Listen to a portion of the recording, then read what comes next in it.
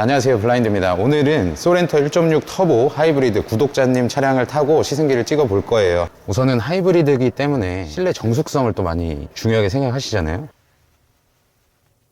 32dB 정도 나오는 것 같아요. 거의 절간 수준이고, 그 정도로 너무 조용하고,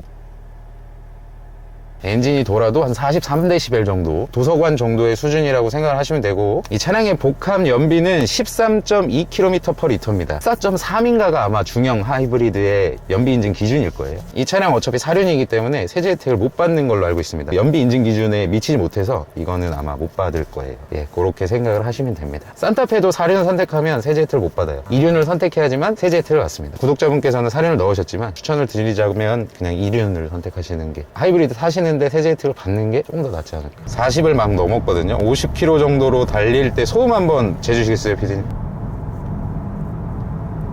뭐 56, 7 왔다 갔다 하는 것 같아요. 이 정도 데시벨 나온다고 생각하시면 되고요. 그래비티 모델은 이중접합 차음 유리가 들어가 있을 거예요. 유리의 두께는 기존에 우리가 생각하던 이중접합 차음 유리보다는 얇다고 해요. 방음 대책이 엄청 완벽하게 돼 있는 건 아니지만은 우리가 일반적으로 이렇게 탔을 때는 조용하게 느낄 수 있을 정도의 방음 대책을 가지고 있습니다. 방지턱 한번 넘어볼게요. 이거 이렇게 넘어보면 웬만한 방지턱에서는 이런 한두 번 더 출렁거리는 그런 게 없어요. 한 번으로 딱 끝났거든요, 방금. 잔진동이 없어요. 한 번 넘었을 때 크게 한 번 움직이고 끝. 30km로 넘었을 때. 패밀리카 목적으로 세팅을 아마 하셨을 거기 때문에 우리가 그동안 생각했던 탄탄한 승차감이나 보다는 그래도 좀 부드럽게 세팅이 돼 있다는 느낌을 받습니다. 옛날 걸 타면 좀 느낌이 다르죠. 요즘에는 확실히 중형 SUV에서는 이게 1등이거든요. 제일 잘 팔려요. 산타페를 계약하시는 분들 중에서도 높은 확률로 하이브리드를 구매를 하시거든요. 그렇기 때문에 더욱 좀 신경 써서 패밀리카 위주로 만들었지 않나. 5인승, 6인승, 7인승 이렇게 선택을 할 수가 있거든요. 이 차주분 같은 경우에는 이제 7인승을 선택한 건데, 목적에 맞는 선택을 하시는 게 현명한 거니까. 이제 산을 좀 한번 넘어 볼 거예요. 핸들링 같은 것도 한번 볼게요. 60km 정도로 코너를 돌아보겠습니다. 에코 모드는 약간 힘이 부족하다라는 느낌이 드는데, 이런 오르막에서 코너를 이렇게 싹 돌고 급하게 탁 놨을 때는 차가 한번 이렇게 출렁하긴 하네요. 이쪽도 60km 이렇게 돌아 나와 보면 몸이 쏠리죠. 지금 차체가 높기 때문에 그런 거일 수도 있겠지만 60km 정도 속도에서 화면에 보시는 코너 같은 부분들은 잘 돌아 나갑니다. 불편하다라거나 그런 건 느끼진 못하겠어요. 하지만은 방향을 또 심하게 지금 왼쪽 오른쪽 이렇게 바꿨을 때 하체가 가고 상체가 그 다음에 길어지는, 흔들어 보면 잘 따라오는 느낌이에요. 저속에선 잘 따라오고.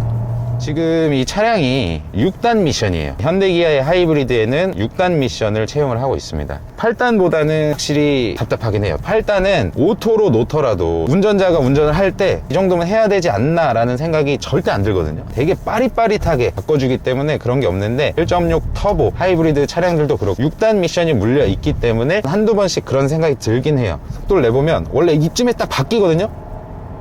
근데 안 바뀌고 끌고 가죠. 그리고 이제 바뀌었습니다. 처음부터 이 하이브리드를 타오신 분들 혹은 처음 경험하신 분들은 그렇게까지 솔직히 불편함 못 느껴요. 8단 DCT를 느껴보기 전까지는 저도 그냥 이런 것보다 큰 불편함은 느끼진 못하면서 그냥 탔습니다. 급가속을 할 때나 이런 정도에서 답답함을 느끼지, 도심을 주행하시거나 고속도로를 주행하시거나 크게 불편함은 많이 없으실 겁니다. 답답하시면 패들 시프트를 통해서 킥다운이나 이런 걸 하시면 돼요. 계기판을 스마트로 해놓고 한번 가보도록 하겠습니다. 230마력에 35.7토크예요 이 차량. 지금 100km까지 이 정도고, 속도를 올림에 있어서 변속하면서 오는 변속 충격이라든지 이질감 이런 거 없습니다. 이 내연기관을 타다가 하이브리드를 타면 회생제동으로 인해서 오는 이질감들, 브레이크 담력이 바로 들어오는 게 아니고 회생제동이 들어왔다가 브레이크 담력이 들어오는 거기 때문에 그거에 대한 이질감을 많이 느끼셨을 텐데, 요즘엔 그런 게 많이 없어요.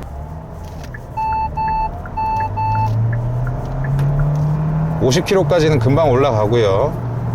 80km까지도 이렇게 무리 없이 올라갑니다. 이렇게 속도를 좀 급하게 올렸을 때 엑셀을 전부 밟진 않았어요. 약간의 엔진음은 상당히 들어옵니다. 왜냐면 엔진이 적극적으로 개입을 해야 되고 급가속을 하는 상황이기 때문에 80km까지 올리는 그 과정 안에서 느껴지는 그 변속감의 뭐 이질감이라든지 아니면 충격, 이런 것들은 솔직히 말해서 저는 잘 못 느끼겠어요. 엔진음으로 인해서 내가 급가속을 하고 있구나, 요 정도만 느낄 수 있어요. 국도에서도 스마트 크루즈 컨트롤은 가능합니다. 지금 45km 정도의 속도인데 이 버튼을 누르면 그 속도로 바로 되고요. 되고요. 고속도로 주행 보조 장치가 아니라 스마트 크루즈 컨트롤이 켜지는 거기 때문에 조향 보조는 들어오진 않아요. 따로 눌러 주셔야 이 헤드업 디스플레이에 두 가지 속도 버튼이랑 조향 보조 버튼이랑 켜지게 됩니다. 이런 국도나 그냥 도심에서 쓰실 경우에는 앞에 차가 쓰면 같이 서주긴 서주거든요. 정차하고 3초 정도가 지나면 다시 출발할 때 속도 조절 버튼 한번 위로 올려주시던지 이렇게 한번 올려주시던지 엑셀을 한번 살짝 밟아주셔야 같이 출발을 해요. 그 고속도로에서는 앞차가 출발하면 같이 그냥 출발해 주잖아요. 네, 상관없이. 도심에서 쓰실 때는 약간 다릅니다. 요 점은 좀 알아주셨으면 좋겠고 80km에서 이 버튼을 누르시게 되면 세팅이 됩니다. 그 속도 그대로 이 버튼을 한 번씩 올려주시면 1km/h씩 올라가요. 길게 누르시면 10km/h씩 세팅이 돼요. 이렇게 사용을 하시면 되고 차간 거리는 이 버튼으로 조절을 하시면 됩니다. 4단계, 3단계, 2단계, 1단계. 헤드업 디스플레이 보시면은 HDA라는 글씨가 초록색으로 펴지면서 차간거리도 표시를 해주고요. 규정 속도를 벗어나면 저 속도가 주황색으로 바뀌어요. 10% 이상 100km 도로에서 110km 이상 벗어났을 때는 빨간색으로 바뀝니다. 속도를 줄이라는 의미에서. 앰비언트 라이트도 빨간색으로 바뀌어요. 연동이 돼 있어가지고 속도를 줄이라는 걸 확실히 운전자에게 인식을 시켜줄 수 있고, 이 상태에서 130km로 올린다고 하더라도 앞차가 130km 이상으로 주행을 하지 않고 있기 때문에 차간거리에 우선적으로 맞춰서 주행을 합니다. 앞차와의 거리가 굉장히 멀죠. 이때부터는 시스템상 알아서 가속을 쭉 해주죠. 이 차간거리에 맞춰서 최대한의 속도로 저 앞까지 붙을 겁니다.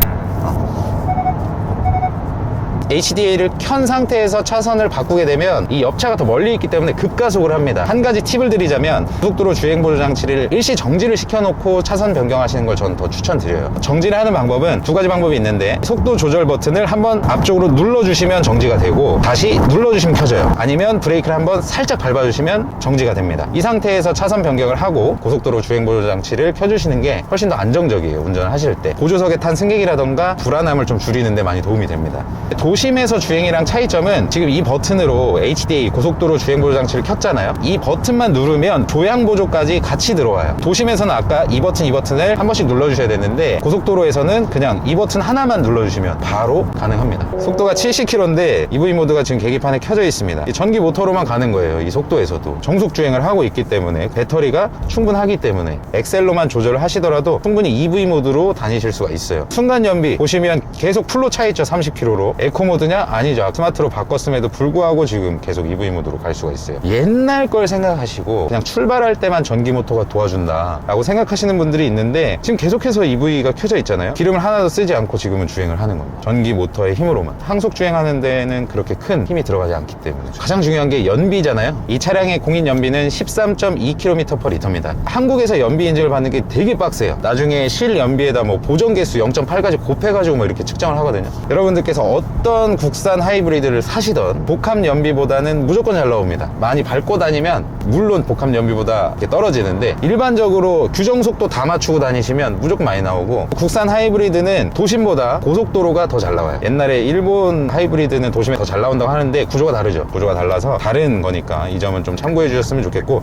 연비에 있어서는 여러분들께서 신경도 안 써도 돼요. 그냥 일반적으로 50km 도로에서 한 60, 70km 달려도 되고, 고속도로에서 110km지만 한 120으로 달려도 되고, 무조건 복합 연비보다는 잘 나와요. 다만 똑같은 파워트레인이 들어가 있는 셋 K8 정도 되겠죠. 소렌토가 더 공차 중량도 더 무겁고 하기 때문에 똑같은 조건으로 K8이랑 소렌토랑 달려보면 K8이 무조건 더 잘 나와요. 그래서 이 점 좀 알아주셨으면 좋겠고, 하지만 또 가족이 있으신 분들은 이런 공간 활용성이 중요하다 보니까 SUV를 선호하시는 건데, 한번 보시면은 납득이 가요. 연비가 그래도 세단보다는 덜 나오는지 납득이 가고, 여러분들께서 뭐 디젤은 연료 효율이 좋다 보니까 디젤이랑 고민을 하시는 분들이 있는데, 저는 하이브리드 사실 수 있으면 디젤 사지 마시고 하이브리드 사시는 게 더 낫지 않나 이런 생각을 하거든요. 국산차 디젤 타보셔서 아시죠? 좀 시간이 지나면은 그런 소음 진동이 많이 올라오기 때문에 그런 거를 겪지 않고 시간이 지나도 조용하게 탈 수 있는 하이브리드가 더 낫지 않나 그런 생각을 하거든요. 저는 디젤이랑 하이브리드를 고민하신다고 하면 저는 하이브리드 추천. 딱 추천해 주실 만한 사람 누구 계신가요? 패밀리카로 중형 SUV를 보고 있다, 그리고 내 눈에 이미 산타페는 뭐 친환경 탐켄치라서 난 싫다, 그러면 국산차 중형 SUV 하이브리드 중에 선택지가 이거 하나밖에 안 남아요. 폭스바겐 티구안 이런 거 얘기하시는 분들이 있는데, 나는 폭스바겐이라는 브랜드만 있으면 된다 라고 하시는 분들은 폭스바겐 사시고 티구안 사시고, 나는 합리적이다라고 생각하시는 분들은 무조건 이걸 고민을 하실 거예요. 이걸 사실 거예요. 진짜 그만큼 실내 공간 차이도 많이 나고, 그렇기 때문에 이렇게 말씀을 드리는 거라는 거 한번 알아주셨으면 좋겠어요. 이렇게 소렌토를 간략하게, 정말 간략하게 타봤고 일반인의 입장에서 이렇게 설명을 한번 드려봤습니다. 주관적인 의견이라는 거 한번 다시 상기를 시켜주시고, 많은 분들이 어디서 견적을 알아봐야 되냐 고민을 많이 하실 거예요. 개차를 통해서 견적을 신청하시면 가장 합리적인 견적을 제시한 딜러분과 여러분들을 만나게 해줍니다. 견적 신청하실 때 추천인의 블라인드 입력하시고 차량 실제로 출고하시면 7만원 상당의 소낙스 손세차 세트를 지급을 합니다. 받아가셨으면 좋겠어요. 여러분들께 이 소렌토 하이브리드 저도 되게 궁금했었거든요. 타면서 이야기를 드렸고요. 산타페 탈 땐 몰랐어요. 이걸 타보지 않았으니까. 근데 지금 그 둘 중에 뭘 사야 되냐 라고 하면 소렌토 하이브리드를 사셔라 라고 이야기를 해드리고 싶습니다. 오늘 영상 하여튼 도움 되셨다면 구독이나 좋아요 그 둘 중에 하나는 꼭 눌러주시고요. 영상 여기서 마치도록 하겠습니다. 항상 건강하시고 행복한 하루 보내시기 바랍니다. 감사합니다.